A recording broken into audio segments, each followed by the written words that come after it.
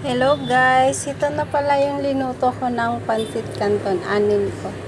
O diba, ginawa ko siyang pansit. Guys, kain tayo ng pansit canton. Hot sili pala to, ito siya. Ito siya, hot sili. Anim po siya. Ginawa ko, ay baliktad, sorry. Ayan po siya, anim po siyang pansit canton.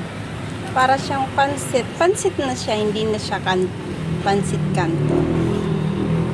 Yummy! Kain tayo guys. Ang sarap as in.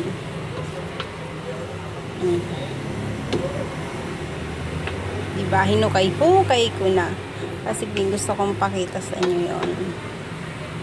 Dinuto kong pansit canton. Yung baboy niya, linaga ko muna siya na lumambot. Ayan guys.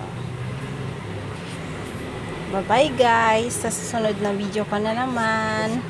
Bye! At God bless sa inyo lahat, mga loads. Mga kumari, mga kumpari. Bye-bye!